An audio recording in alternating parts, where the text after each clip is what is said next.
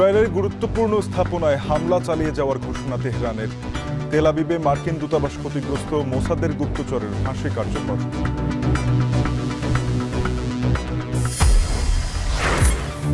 ফেব্রুয়ারির আগেও নির্বাচন সম্ভব, লন্ডন থেকে ফিরে আমির খুসরো। বিএনপির সঙ্গে সারা কুকের বৈঠক, অন্তর্বর্তী সরকারের বৈধতা সংসদের হাতে, বললেন সালাউদ্দিন। এক মাসের মধ্যেই গুম বিষয়ক আইন জানালেন আইন উপদেষ্টা। শেখ হাসিনা কামালকে ট্রাইব্যুনালে হাজিরে পত্রিকায় বিজ্ঞপ্তির নির্দেশ। কক্সবাজারে বিয়ের কেনাকাটা করতে গিয়ে সড়কে প্রাণ গেল তরুণীর। একই ঘটনায় বাবা ছেলের মৃত্যু। ঈদযাত্রায় 2 সপ্তাহে সড়ক দুর্ঘটনায় প্রায় 400 জন নিহত। ডেঙ্গুর হটস্পট বরগুনায় আরও 65 জন শনাক্ত। 31 লাখ করোনার টিকার মেয়াদ সেপ্টেম্বরেই শেষ। সংক্রমণ বাড়লেও নিতে অনাগ্রহ।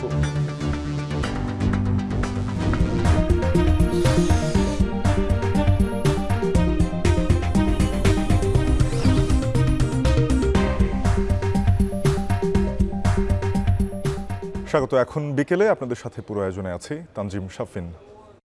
ইসরায়েলি হামলার জবাবে পাল্টা আক্রমণের তীব্রতা আরও বাড়িয়েছে ইরান। এতে নতুন করে আরও 8 ইসরায়েলি নিহত হওয়ার খবর পাওয়া গেছে। পুরোপুরি ধ্বংস না হওয়া পর্যন্ত ইসরায়েলের গুরুত্বপূর্ণ স্থাপনাগুলো হামলা অব্যাহত থাকবে। অন্যদিকে ইসরায়েলি হামলায় ইরানের বিপ্লবী গার্ডের আরও এক কমান্ডার সহ আরও অন্তত 2 সদস্য নিহত হয়েছেন বলে জানিয়েছে আল জাজিরা। তৌহিদুর রহমান জানাচ্ছেন বিস্তারিত। হামলা পাল্টা হামলায় চতুর্থ দিনে গড়িয়েছে ইরান ইসরায়েল সংঘাত উত্তেজনা। ইসরায়েলি হামলার প্রতিশোধ নিতে বিভিন্ন শহরে একের পর এক গুরুত্বপূর্ণ স্থাপনা লক্ষ্য করে দফায় দফায় ক্ষেপণাস্ত্র হামলা চালাচ্ছে তেহরান। রাতভর হামলার পর সোমবার সকালেও থেমে থেমে চলছে হামলা। তেল আবিব, জেরুজালেম সহ একাধিক শহরে বৃষ্টির মতো ক্ষেপণাস্ত্র ছুড়ছে ইরান। হাইফার তেল শোধনাগারেও আঘাত এনেছে ইরানের ছোড়া ক্ষেপণাস্ত্র। নজিরবিহীন হামলা অব্যাহত রয়েছে তেল আবিবেও। হামলায় সেখানকার মার্কিন দূতাবাস ক্ষতিগ্রস্ত হয়েছে বলেও খবর পাওয়া গেছে। হতাহত ও ক্ষয়ক্ষতি বাড়তে থাকায় টালমাটাল পরিস্থিতির মধ্য দিয়ে সময় পার করছে ইসরায়েল। সতর্কতা জারি রয়েছে গোটা ইসরায়েলে। ইরানের এমন হামলার জন্য তেহরানের বাসিন্দাদের চড়া মাশুল গুনতে হবে বলে হুমকি দিয়েছেন ইসরায়েলের পররাষ্ট্রমন্ত্রী ইসরায়েল কাটজ। অন্যদিকে ইসরায়েলি সেনাবাহিনী প্রধানও বলেছেন, ইরানে হামলা চালালে পাল্টা আঘাত আসবে তা আগে থেকেই জানা ছিল তাদের, আর তাই সে অনুযায়ী ব্যবস্থা নিয়ে রেখেছে তারা। এদিকে ইরানের ভূমি থেকে ভূমিতে নিক্ষেপযোগ্য ক্ষেপণাস্ত্র স্থাপনাগুলোতে লক্ষ্যবস্তু করে হামলা চালিয়ে যাওয়ার দাবি ইসরায়েলের। রোববার আইআরজিসির গোয়েন্দা প্রধান ও 2 জেনারেলকে হত্যার পর সোমবার চালানো ইসরায়েলি হামলায় আইআরজিসির এক কমান্ডার সহ নতুন করে আরও অন্তত 2 সদস্য নিহত হয়েছেন। এই অবস্থায় এক বিবৃতিতে আইআরজিসি জানিয়েছে, ইসরায়েলের গুরুত্বপূর্ণ স্থাপনাগুলো পুরোপুরি ধ্বংস না করা পর্যন্ত সেগুলো লক্ষ্য করে হামলা অব্যাহত থাকবে। তাই ফিলিস্তিনের অধিকৃত অঞ্চল এবং ইসরায়েলের গুরুত্বপূর্ণ এলাকা ছেড়ে যেতে সাধারণ ইসরায়েলিদেরও সতর্ক করেছে ইরান। هشدارهای پیش رو برای روزهای آینده شما سرزمین‌های اشغالی را ترک کنید چرا که به طور قطع در آینده برای شما قابل سکونت نخواهد بود। তবে পারমাণবিক অস্ত্র তৈরিতে কোনো ইচ্ছা তেহরানের নেই বলে আবারও দাবি করলেন ইরানের প্রেসিডেন্ট মাসুদ পেজেশকিয়ান। এমনকি সংঘাতপূর্ণ পরিস্থিতিতে সব সমস্যা দূরে ঠেলে দিয়ে ইসরায়েলি আগ্রাসনের বিরুদ্ধে দেশের সব জনগণকে ঐক্যবদ্ধ হওয়ার আহ্বান জানিয়েছেন তিনি। এমন তীব্র উত্তেজনার মধ্যেই ইসরায়েলের প্রধানমন্ত্রী বেনিয়ামিন নেতানিয়াহু বলেছেন, ইসরায়েলি বাহিনীর অভিযান ইরানের শাসক গোষ্ঠীর পরিবর্তন ডেকে আনতে পারে। চলমান সংঘাতের মধ্যে প্রথমবারের মতো ফক্স নিউজকে দেয়া এক সাক্ষাৎকারে এমন মন্তব্য করেন তিনি। Could certainly be the result because the Iran regime is very weak. They certainly don't have the people. 80% of the people will throw these theological thugs out. And you know, the Persian people and the Jewish people have had an ancient friendship. Goes back to the times of Cyrus the Great. That could happen again. এদিকে Iran Israel উত্তেজনা কমাতে যুক্তরাষ্ট্র কোনো ভূমিকা নিচ্ছে কিনা সাংবাদিকদের এক প্রশ্নের জবাবে মার্কিন প্রেসিডেন্ট ডোনাল্ড ট্রাম্প বলেন, অস্তিত্ব রক্ষায় ইসরায়েলকে লড়াই চালিয়ে যেতে হচ্ছে। তেল আবিবের প্রতি সমর্থন অব্যাহত রেখে ঘোষণা দিয়ে শিগগিরই 2 পক্ষ সংঘাত বন্ধে একটি চুক্তিতে সম্মত হবে বলেও আশা প্রকাশ করেন তিনি। Well, I hope there's going to be a deal. I think it's time for a deal and we'll see what happens, but sometimes they have to fight it out, but we're going to see what happens. এদিকে আক্রমণের পূর্ণ প্রতিশোধ নেয়ার আগ পর্যন্ত ইসরায়েলের সঙ্গে যুদ্ধবিরতি আলোচনা করতে চায় না বলে মধ্যস্থতাকারী ওমান ও কাতারকে সাফ জানিয়ে দিয়েছে ইরান। তৌহিদুর রহমান, এখন বিশ্ব। ইরানের কাছে পরমাণু অস্ত্র রয়েছে এবং যে কোনো সময় ইসরায়েলের বিরুদ্ধে তেহরান এগুলো ব্যবহার করতে পারে। গেল কিছুদিন ধরে পশ্চিমা গণমাধ্যম এবং বিভিন্ন মহলে এমন গুঞ্জনের মধ্যেই দেশটির বিপ্লবী গার্ডের সাবেক প্রধান বলেছেন, ইরান কখনোই পারমাণবিক বোমা তৈরির চেষ্টা করেনি, ভবিষ্যতেও করবে না। এদিকে ফক্স নিউজকে দেয়া এক সাক্ষাৎকারে বিস্ফোরক মন্তব্য করেছেন ইসরায়েলি প্রধানমন্ত্রী বেনিয়ামিন নেতানিয়াহু। দাবি করেন, পারমাণবিক ইস্যুতে নিজেদের সবচেয়ে বড় শত্রু ট্রাম্পকে হত্যার পরিকল্পনা করছে ইরান। বিস্তারিত জানাচ্ছেন তানভীর জনি। গেল শুক্রবার থেকে লাগাতার হামলা পাল্টা হামলা চলছে ইরান ও ইসরায়েলের মধ্যে। ইসরায়েলি হামলার অন্যতম লক্ষ্যবস্তু ইরানের পারমাণবিক স্থাপনা। রাজধানী তেহরান সহ বেশ কয়েকটি পরমাণু স্থাপনায় ধ্বংসযজ্ঞ চালিয়েছে ইসরায়েল। ইরানের সবচেয়ে বড় ইউরেনিয়াম সমৃদ্ধকরণ কেন্দ্র নাতানজ প্লান্ট। 2007 সালে চালু হওয়া এই প্লান্টটি 13 জনের হামলায় বেশ ক্ষতির মুখে পড়ে। ইসরায়েলের দাবি, তাদের হামলায় ইরানের পরমাণু কর্মসূচি কয়েক বছর পিছিয়ে গেছে। ইসরায়েল বলছে, ইরানের পারমাণবিক বোমা তৈরির গোপন কর্মসূচি বন্ধে আগাম ব্যবস্থা হিসেবে এই হামলা চালানো হয়েছে। তাদের দাবি, এরই মধ্যে 9টি পারমাণবিক বোমা তৈরির সক্ষমতা অর্জন করেছে তেহরান। মূলত গোয়েন্দা সংস্থা মোসাদের তথ্যের ভিত্তিতে এমন দাবি প্রতিষ্ঠা করছে ইসরায়েল। এদিকে মার্কিন গোয়েন্দা সংস্থাগুলোর দাবি, ইরানের সমৃদ্ধ ইউরেনিয়ামের মজুদ বর্তমানে সর্বোচ্চ পর্যায়ে রয়েছে, যা প্রমাণ করে পারমাণবিক অস্ত্র তৈরির দ্বারপ্রান্তে রয়েছে দেশটি।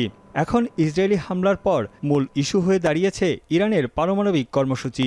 বিশেষজ্ঞদের আশঙ্কা, ইরান যে কোনো সময় সামনে আনতে পারে তাদের পারমাণবিক অস্ত্র। তবে ইরান শুরু থেকেই জোর দিয়ে বলে আসছে, তাদের পরমাণু কর্মসূচি কেবল বেসামরিক ও শান্তিপূর্ণ উদ্দেশ্যে পরিচালিত হচ্ছে। পারমাণবিক বোমা তৈরির কোনো পরিকল্পনা ইরানের নেই।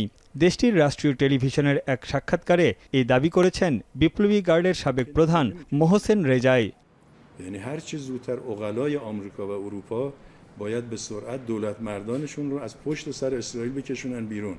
اگر این کار اتفاق نیفته ما نمیتونیم شاهد باشیم که آمریکا و کشورهای دیگری এরই মধ্যে এবার ইরানের বিরুদ্ধে নতুন অভিযোগ তুলেছেন ইসরায়েলি প্রধানমন্ত্রী বেনিয়ামিন নেতানিয়াহু।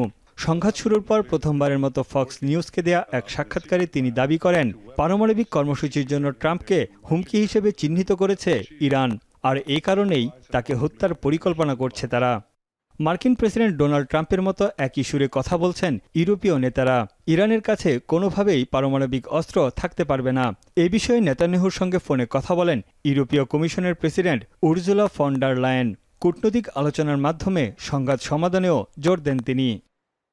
এদিকে কানাডায় অনুষ্ঠেয় সোমবারের G7 সম্মেলনেও এবারের আলোচনার কেন্দ্রবিন্দুতে থাকছে চলমান ইরান ইসরায়েল সংঘাত। ইরানের পারমাণবিক স্থাপনায় ইসরায়েলের হামলা নিয়ে উদ্বেগ জানিয়েছেন বিশ্বের শক্তিশালী 7 অর্থনৈতিক দেশের নেতারা। তাদের মতে, ইরানের পারমাণবিক কর্মসূচি ইউরোপের জন্য বড় হুমকি। পারমাণবিক কার্যক্রম সীমিত রাখার শর্তে 2015 সালে একটি চুক্তিতে আসে ইরান।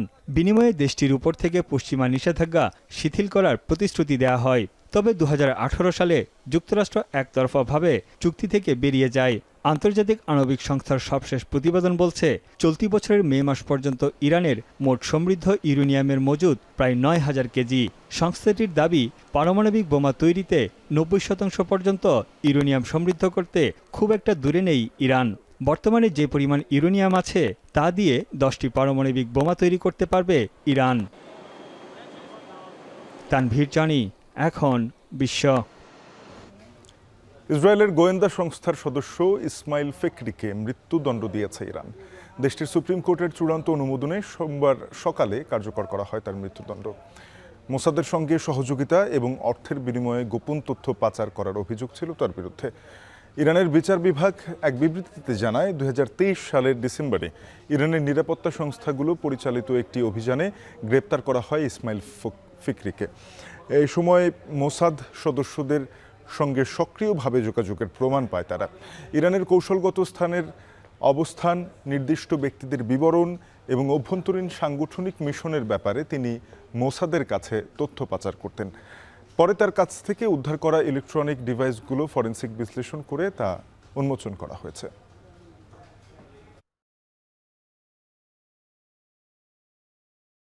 ফেব্রুয়ারির আগেও নির্বাচন সম্ভব বলে মন্তব্য করেছেন বিএনপির স্থায়ী কমিটির সদস্য আমির খসরু মাহমুদ চৌধুরী। সকালে লন্ডন থেকে ফেরার পর তিনি বলেন, ডক্টর ইউনূস ও তারেক রহমানের মধ্যে বৈঠকে জনগণের প্রত্যাশা পূরণ হয়েছে। আর অন্তর্বর্তী সরকারের বৈধতা সংসদের হাতে থাকে বলে মনে করিয়ে দিয়েছেন দলের আরেক নেতা সালাউদ্দিন আহমেদ। সিফাত শাহরিয়ারের প্রতিবেদন। লন্ডনে প্রধান উপদেষ্টার সাথে বিএনপির ভারপ্রাপ্ত চেয়ারম্যান তারেক রহমানের একান্ত বৈঠক নিয়ে দেশের রাজনীতিতে যখন নানা আলোচনা, তখন লন্ডন থেকে দেশে ফিরে দলের স্থায়ী কমিটির সদস্য আমির খসরু মাহমুদ চৌধুরী বলেন, জনগণের যে প্রত্যাশা ছিল রোজার আগে নির্বাচনের, সেটা পূরণ হয়েছে। বলেন, সংস্কারের যেসব বিষয়ে সবাই একমত, সেগুলো করতে 1 থেকে 1.5 মাসের বেশি লাগবে না। নির্বাচনের তারিখ ঘোষণা করলে দেশ গণতান্ত্রিক পথে এগিয়ে যাবে।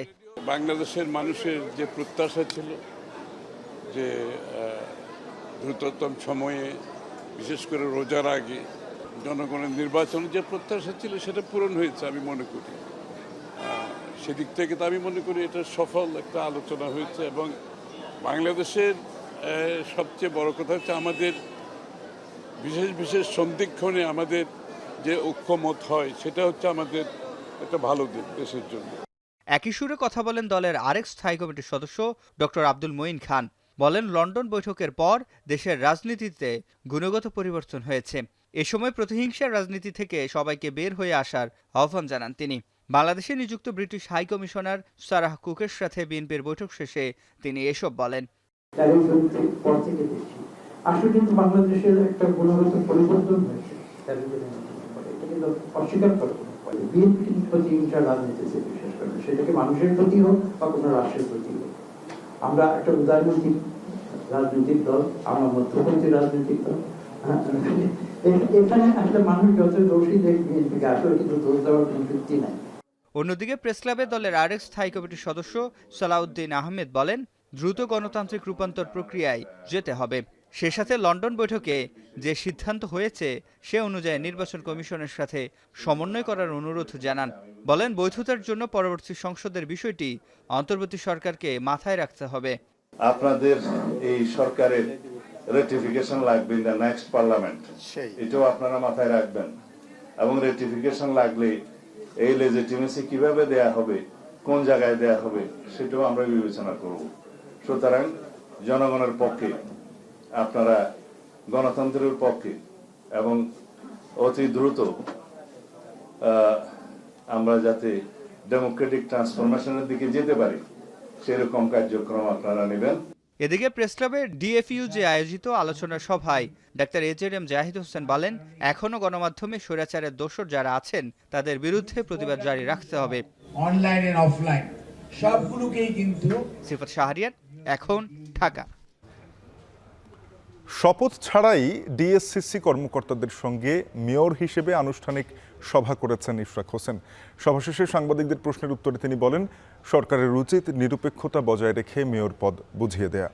সোমবার দুপুরে ডিএসসিসি কর্মকর্তাদের সঙ্গে মতবিনিময় সভা করে বিএনপির নেতা ইশরাক হোসেন। এ সময় ব্যানারে লেখা মাননীয় মেয়র।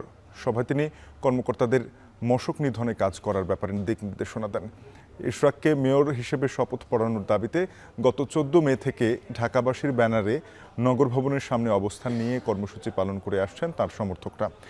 ঈদের আগে বিরতি দিয়ে 18 দিন কর্মসূচি পালন করেন তারা। ঈদের পর রোববার থেকে আবার শুরু হয়েছে আন্দোলন। আন্দোলনের মধ্যেই আজ নগর ভবনে মেয়র হিসেবে সভা করেন ইশরাক হোসেন। আন্দোলন ঠিক রেখে নাগরিক দুর্ভোগ কমাতে জরুরি সেবা চলমান থাকার পুনর্ব্যক্ত করেন তিনি।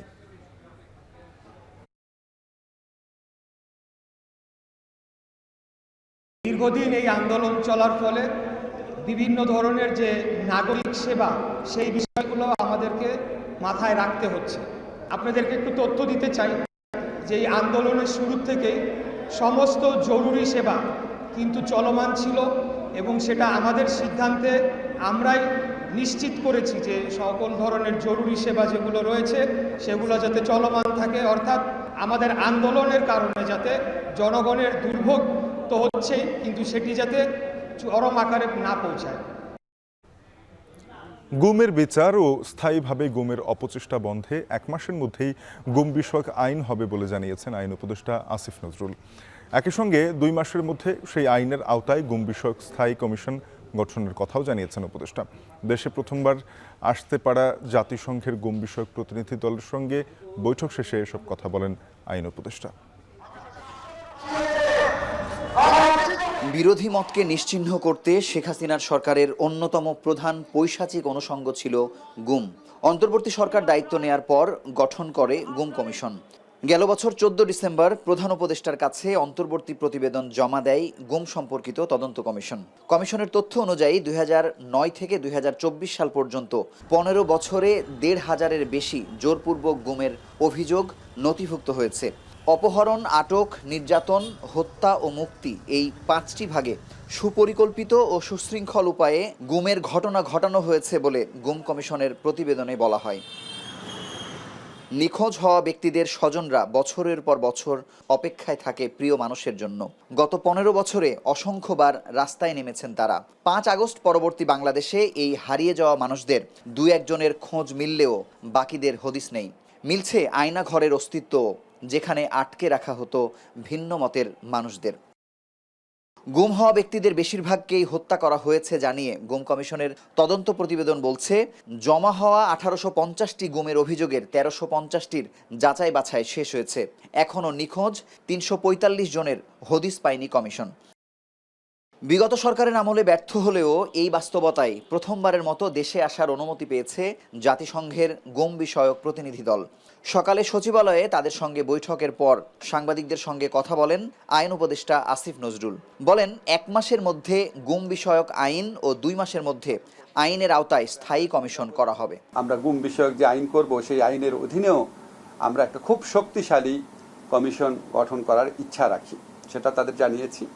ওনারা আমাদের আইনের ব্যাপারে কিছু ব্যাপারে বলেছে, আমাদের আইনে কিছু কিছু জিনিস আমাদের ভিকটিম যারা ফ্যামিলি আছে তাদের সাথে একটু আলোচনা করা দরকার, আর গুম বিষয়ক যে কমিশন আছে তাদের সাথে আলোচনা করা দরকার। আমরা বলেছি অবশ্যই আমরা আলোচনা করব।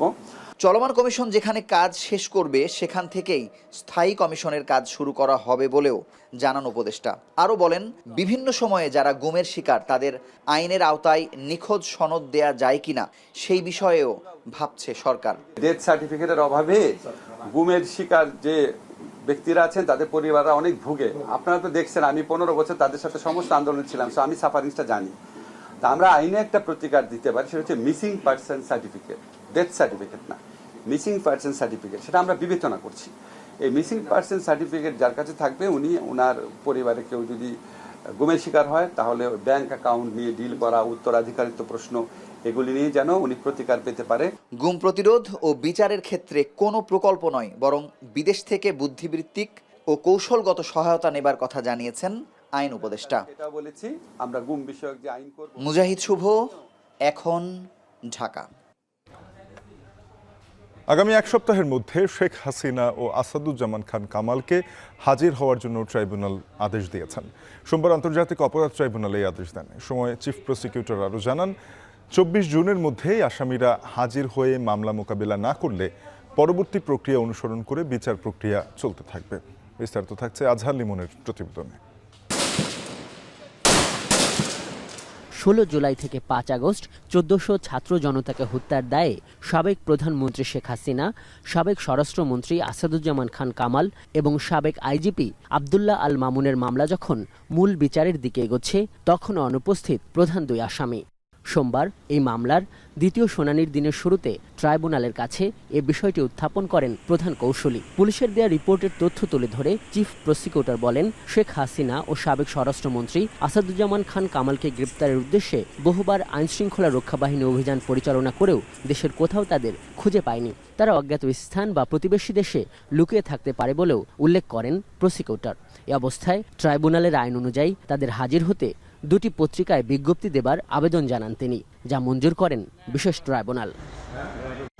চিফ প্রসিকিউটর বলেন, পত্রিকায় বিজ্ঞপ্তি দেবার পরও 24 জুনের মধ্যে হাজির না হলে তাদের অনুপস্থিতিতে বিচার শুরু হবে।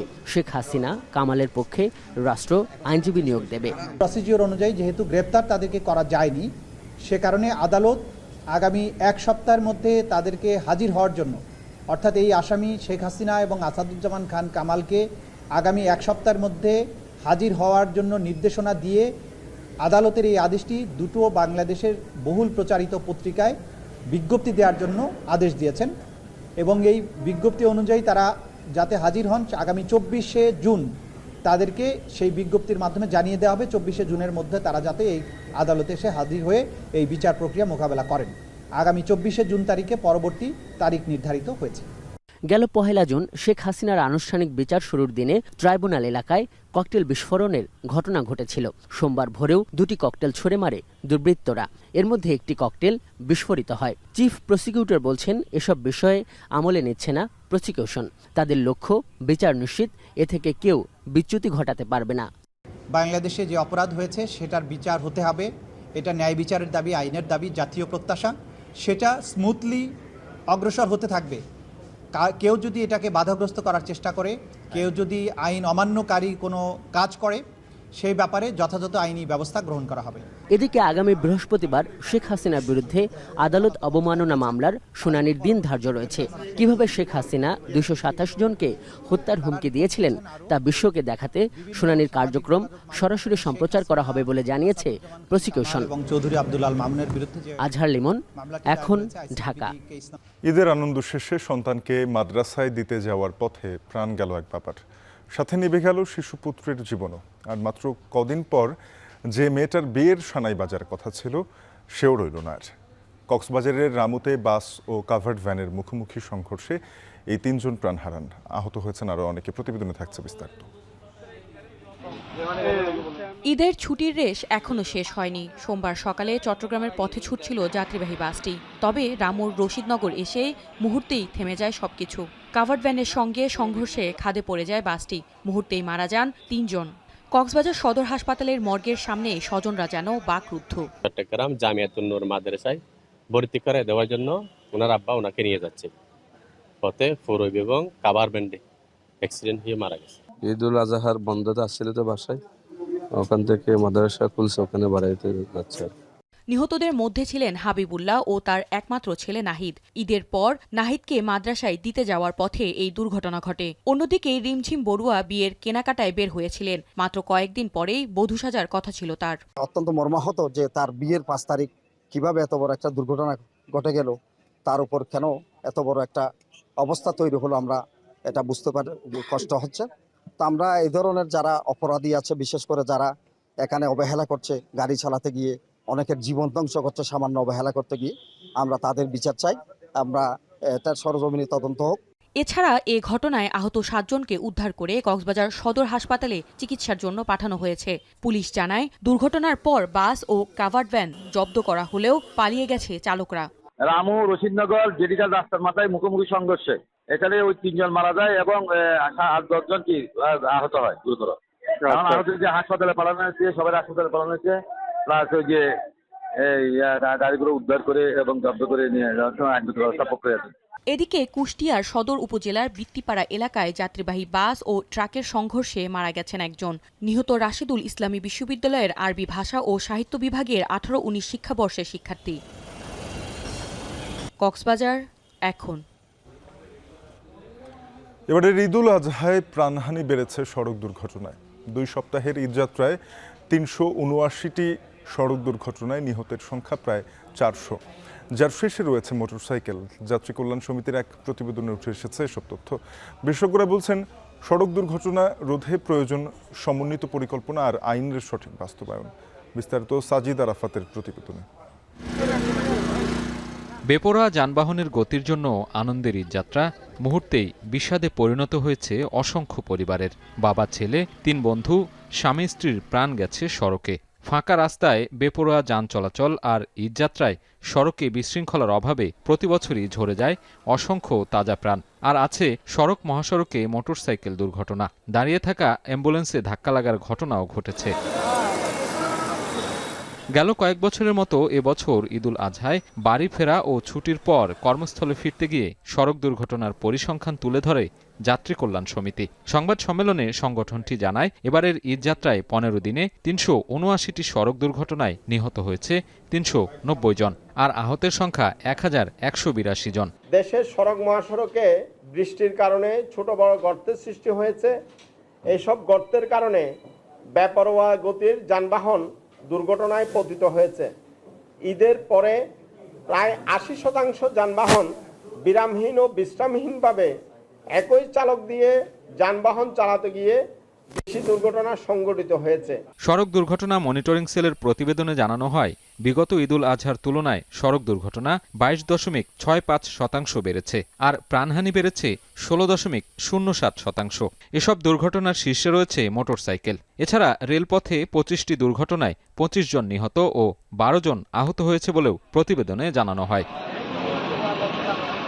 দুর্ঘটনার কারণ হিসেবে এবারের ঈদের আগে কম ছুটি আর মহাসড়কে মোটরসাইকেল, অটোরিকশার অবাধ চলাচল সহ 9টি কারণ তুলে ধরে যাত্রী কল্যাণ সমিতি। যাতায়াত ব্যবস্থা নিয়ে আমাদের দীর্ঘমেয়াদী পরিকল্পনা প্রয়োজন।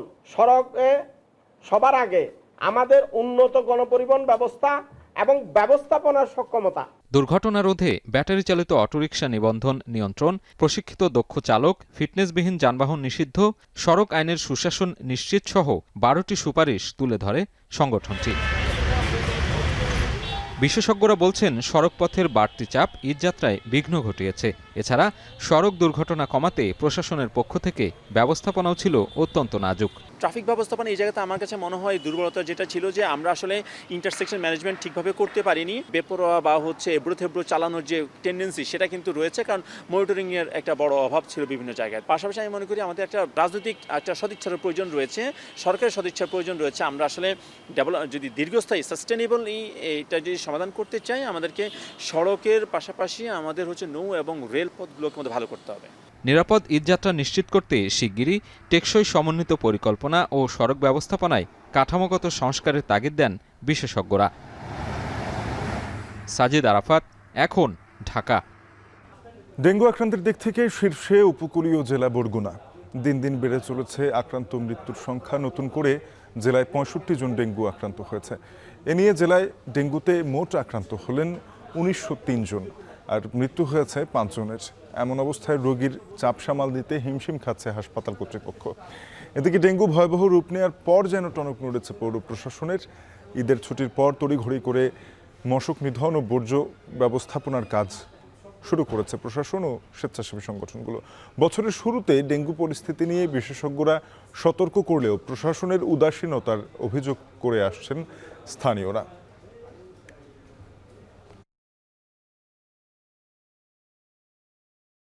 দেশে আবারও করোনা সংক্রমণ, এতে নড়ে চড়ে বসেছে স্বাস্থ্য বিভাগ।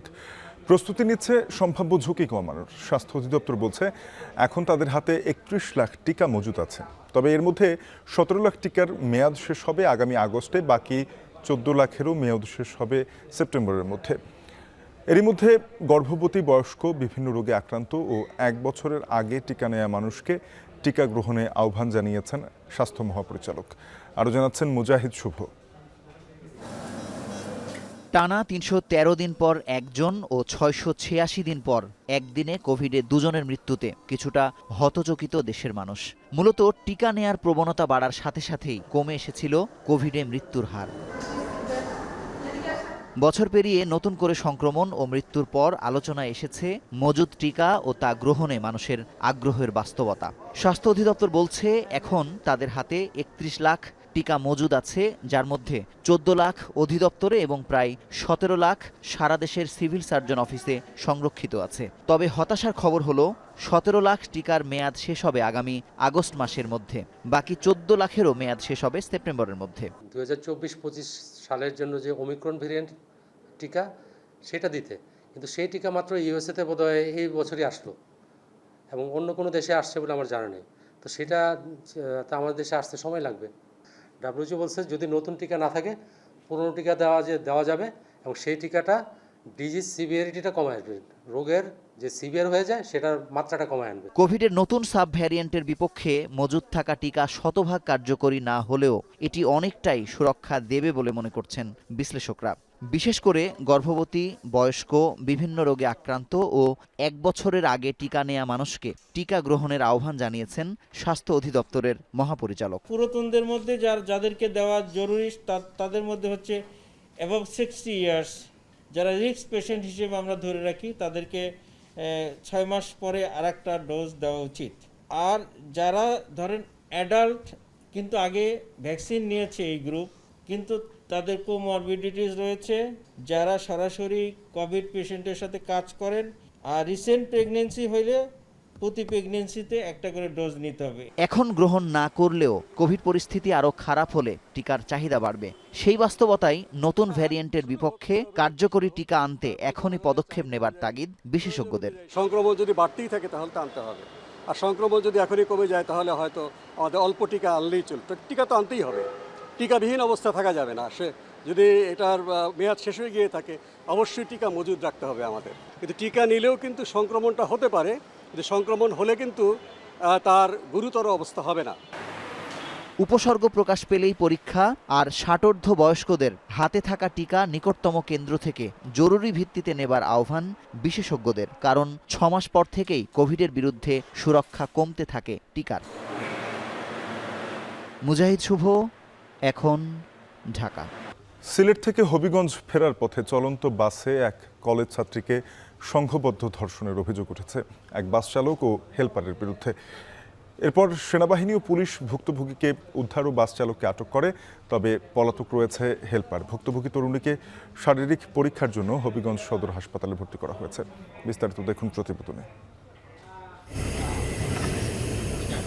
রোববার দিবাগত রাতে ঢাকা থেকে হবিগঞ্জের বানিয়াচং ফিরছিলেন রাজধানীর একটি কলেজের নারী শিক্ষার্থী। শায়েস্তাগঞ্জে নামার কথা থাকলেও গুমিয়ে পড়ায় বাসটি চলে যায় মৌলভীবাজারের শেরপুরে। ঘুম ভাঙলে সেখান থেকে আবার বানিয়াচং যাওয়ার উদ্দেশ্যে মা এন্টারপ্রাইজ নামের অপর একটি বাসে ওঠেন। এরপর বিভিন্ন স্টপেজে যাত্রী উঠানামার পর বাসে ওই শিক্ষার্থী একা হয়ে পড়েন। এ সুযোগে চলন্ত অবস্থায় হেলপার এবং চালক তাকে ধর্ষণ করে।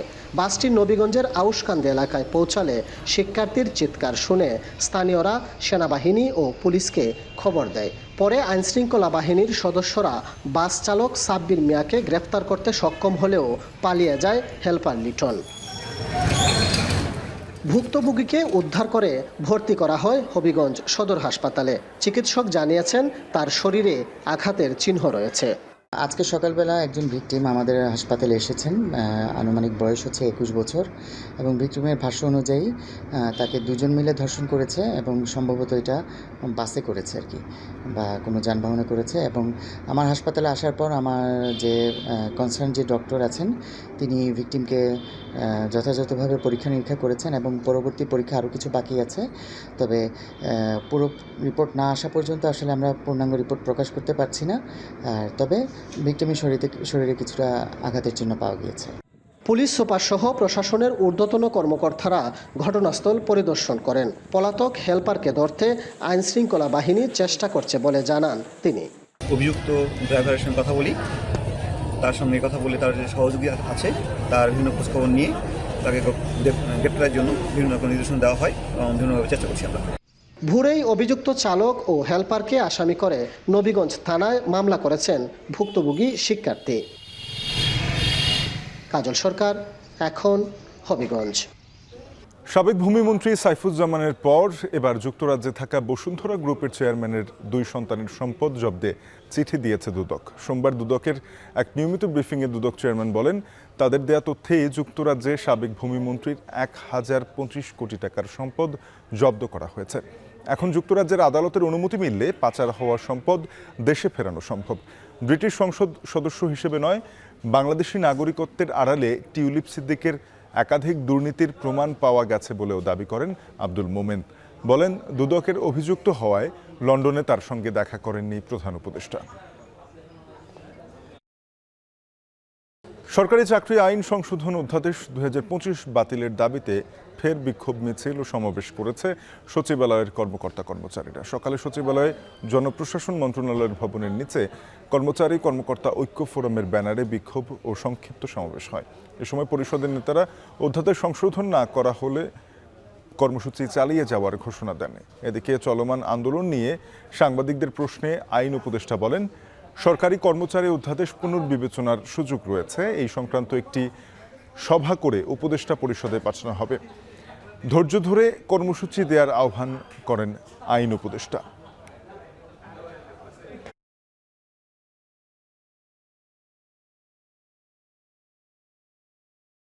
চায়ের ন্যূনতম মূল্য বৃদ্ধির প্রতিবাদে সাপ্তাহিক নিলাম বর্জন করে ক্রেতাদের একাংশ তাদের অভিযোগ, আলোচনা ছাড়াই চায়ের ন্যূনতম মূল্য 50% বাড়িয়েছে চা বোর্ড, যা অস্বাভাবিক ও অযৌক্তিক। মান না বাড়িয়ে নিম্নমানের চা বেশি দামে বিক্রি করতে চাওয়া অযৌক্তিক বলছেন তারা। এমন পরিস্থিতিতে নিলামে বিডারদের অংশগ্রহণ কমে গেলে চায়ের বাজার চোরা কারবারিদের হাতে চলে যাওয়ার শঙ্কা রয়েছে বলে জানান সংশ্লিষ্টরা। হাজেরা শিউলির প্রতিবেদন। দেশের 170টি বাগানে উৎপাদিত চায়ের 80%ই বিক্রি হয় নিলামে। বাকি চা বাগান থেকেই বিক্রি হয়। ফলে নিলামে চায়ের সরবরাহ ও দামের উপর নির্ভর করে বাজারে চায়ের দাম। বাগান মালিকদের লোকসান কমাতে গেল বছর প্রথম নিলামে চায়ের ন্যূনতম মূল্য 160 টাকা নির্ধারণ করে চা বোর্ড। এবছর ঈদুল আজহার ছুটির আগে গত 4 জুন চায়ের ন্যূনতম মূল্য 2 ভাগে ভাগ করে 10 টাকা থেকে 85 টাকা পর্যন্ত বাড়ানো হয়। নতুন লিকার রেটিং অনুযায়ী উত্তরবঙ্গের সমতলের চায়ের ন্যূনতম মূল্য 10 টাকা বাড়িয়ে 170 টাকা, আর চট্টগ্রাম ও সিলেটের চায়ের ন্যূনতম মূল্য 245 টাকা নির্ধারণ করা হয়, যা সোমবারের নিলাম থেকে কার্যকর হয়। এমন অবস্থায় সিলেট ও চট্টগ্রামের চায়ের ন্যূনতম দাম অস্বাভাবিকভাবে 50% বাড়ানো হয়েছে বলে অভিযোগ করে আজকের নিলামে অংশ নেয়নি অভ্যন্তরীণ ক্রেতারা। বাগান এবং আমাদের সাথে দুজনের সমন্বয় না করেই উইদাউট নোটিশেই কোনো ধরনের আমাদেরকে, আমরা যে বায়ার আমরা নোটিশ নাই, কিছু বায়াররা নোটিশ পেয়েছে, 2-3 জন নোটিশ পেয়েছে, যেটা 50% পর্যন্ত দাম বাড়াই দেওয়া হয়েছে। তারা বলছে যে বাগানের নাকি অতিরিক্ত কষ্ট। আমরা বাগানের সাথে আসলে বসতে চাই, বাগানের সাথেও আমরা কথা বলতে চাই যে কোথায় এত কষ্ট হয়ে গেল। নিলামে অংশগ্রহণকারীদের সাথে আলোচনা ছাড়াই নির্ধারণ করা চায়ের নতুন এই দাম অযৌক্তিক দাবি করে ক্রেতারা বলছেন, চা বোর্ডের এই সিদ্ধান্তে চোরাই পথে চা আসার শঙ্কা বাড়বে। এতে ক্ষতিগ্রস্ত হবেন ব্যবসায়ীরা। সিলেটের চা ছিল 180 থেকে 90 টাকা, ওইটা চলে গেছে 245 টাকা। আমরা যারা চায়ের ব্যবসা করি, আমাদের থেকে যারা চা নিয়ে যায়, আমরা 170 থেকে 80 টাকা চাটা ওদের কাছে বিক্রি করি। ওরা মার্কেট লেভেলে 200 টাকা চাটা বিক্রি করে। এখন আমরা যদি 200 টাকা দিয়ে চাটা বিক্রি করি কিনি, তাহলে ওদের কাছে কত বিক্রি করি? 100 টাকা বাড়তি, মানে এটা কৃত্রিম বাড়ানো হয়েছে। এটা কিন্তু চাহিদা অনুযায়ী দাম বৃদ্ধি পায় নাই, এটা হচ্ছে কৃত্রিম একটা দাম নির্ধারণ করে দেওয়া হয়েছে। এটা জোরপূর্বক দাম নির্ধারণ করা হয়েছে, যেটা আমাদের জন্য চাপ সৃষ্টি হচ্ছে। নিলাম বর্জনের পর আজ সভা করেছেন খুচরা ক্রেতারা। চায়ের ন্যূনতম মূল্য কমাতে মঙ্গলবার চা বোর্ডের চেয়ারম্যানের কাছে স্মারকলিপি দেবেন তারা। চট্টগ্রামে আজকের সাপ্তাহিক নিলামে বিক্রির জন্য প্রায় 20 লাখ কেজি চা তোলা হয়েছে। অভ্যন্তরীণ ক্রেতারা অংশ না নেয়, যার বেশিরভাগই বিক্রি হয়নি। হাজেরা শিউলি, এখন, চট্টগ্রাম। এবারে খেলার খবর। মাঠের বাইরে টালমাটাল পরিস্থিতিতেই শ্রীলঙ্কার বিপক্ষে সাদা পোশাকে মাঠে নামছে বাংলাদেশ, যেখানে 4 বছর পর 3 অধিনায়ক তত্ত্বে ফিরেছে টাইগাররা। এটিকে আদর্শ না মানলেও সাবেক প্রধান নির্বাচক মিনহাজুল আবেদিন নান্নুর আশা, ভালো ক্রিকেট খেলে স্বাগতিকদের চ্যালেঞ্জ জানাবেন মুশফিক লিটনরা। ওয়াসিল হক পান্থর প্রতিবেদন। যদি সেরাটা দিতে পারে, পার্টিকুলার ডেতে ভালো ক্রিকেট খেললে ইনশাআল্লাহ ওদেরকে ভালো চ্যালেঞ্জ দেওয়া যাবে। মাসখানেক বিরতির পর আবারও সাদা পোশাকের অভিজাত ফরম্যাটে ফিরেছে বাংলাদেশ ক্রিকেট। সবশেষ ঘরের মাটিতে দুর্বল জিম্বাবুয়ের বিপক্ষে টেস্ট হার, আরব আমিরাত ও পাকিস্তানের বিপক্ষে টি-20তে নাকানি চুবানি। মাঠের পারফরমেন্সটা একদমই পক্ষে কথা বলছে না টাইগারদের। এর সাথে বোর্ডের শীর্ষ পদে রদবদল। এত সব আলোচনা সমালোচনা মাঠের খেলায় কেমন প্রভাব ফেলেছে? দুটো ক্যাপ্টেন হতে পারত, তারপরে বোর্ড যেটা ভালো মনে করেছে ওই জায়গাটায় চিন্তাভাবনা করে দিয়েছে। কারণ সামনে কিন্তু টেস্ট চ্যাম্পিয়নশিপে খেলা শুরু হচ্ছে, তার সাথে সাথে ওডিআইয়ের বিশ্বকাপ আছে 1 বছর পরেই, তারপরে আবার টি-20-র একটা বিশ্বকাপ আছে। তো সব কিছু মিলে ঠিক পরিকল্পনা করে কিন্তু আগাচ্ছে কীভাবে আগানো যায়। শ্রীলঙ্কা সিরিজ দিয়ে 4 বছর পর আবারও 3 ফরম্যাটে 3 অধিনায়কের যুগে ফিরেছে বাংলাদেশের ক্রিকেট। এ নিয়ে মিনহাজুল আবেদিন নান্নু জানালেন তার মত। আমি পার্সোনালি মনে করি ওরকম আশা আমি করি না যে টেস্ট শ্রীলঙ্কাকে এখনই শ্রীলঙ্কার মাঠে হারিয়ে দেবো। কারণ একটা প্রস্তুতি ম্যাচ যদি খেলার সুযোগ থাকতো, প্লেয়ারদের অবস্থানটা যদি বোঝা যেত, তাহলে আগে থেকে বলা যেত যে প্লেয়াররা এখন যথেষ্ট কনফিডেন্ট আছে ভালো খেলবে। নিজেদের পারফরমেন্স যখন তলানিতে, সেখানে ফর্মে থাকা লঙ্কানদের বিপক্ষে কেমন করবে দল? সাবেক প্রধান নির্বাচক অবশ্য আশার বাণী শোনাতে পারেননি। বাইরে যত কথা হয় টিমের উপর একটা চাপ তো সৃষ্টি হয়, তো তারপরে ফোকাসটা খেলার মধ্যে থাকাটা ভেরি ইম্পর্টেন্ট। কারণ যখনই আপনি ট্যুর করার জন্য যখন দেশ থেকে ছেড়ে যাবে, তখনই মাথায় কিন্তু ক্রিকেটটাই থাকে। তখন বাইরে কি হচ্ছে, কোথায় কি আলোচনা হচ্ছে, এগুলি কিন্তু প্রাধান্য দিলে অবশ্যই পারফরমেন্সে একটু হেল্প করা। গেল বছর পাকিস্তানে ব্যাট হাতে ছড়ি ঘোরানোর পর থেকেই নিজেদের হারিয়ে খুঁজছেন লিটন দাস, মুশফিকুর রহিমরা। নান্নুর বাজির ঘোড়া এখনও দুজনের পক্ষেই। মুশফিকের অফ ফর্মটা তো আগে ছিল, আবার তো নতুন করে এটা সিজন স্টার্ট হচ্ছে। তো আমার মনে হয় যে এখান থেকে যথেষ্ট এক্সপিরিয়েন্স ক্রিকেটার এবং one of the best cricketer বাংলাদেশে। তো আমি মনে করি যে ওর অভিজ্ঞতা পুরোপুরি কাজে লাগিয়ে সেরাটা যদি দেয়, ইনশাল্লাহ এই টেস্ট ম্যাচে ওর ভালো ফর্ম করবে। টেস্ট ম্যাচে লিটনকে আমি সবসময় আগিয়ে রাখি ওর ব্যাটিংটা, কারণ যথেষ্ট ভালো, টেকনিক্যালি অনেক ভালো, অনেক আমাদের খেলোয়াড়দের থেকে অনেক ভালো আছে। গলে মঙ্গলবার সকালে 2 ম্যাচ সিরিজের প্রথম টেস্ট খেলতে শ্রীলঙ্কার বিপক্ষে মাঠে নামবে নাজমুল শান্তর দল।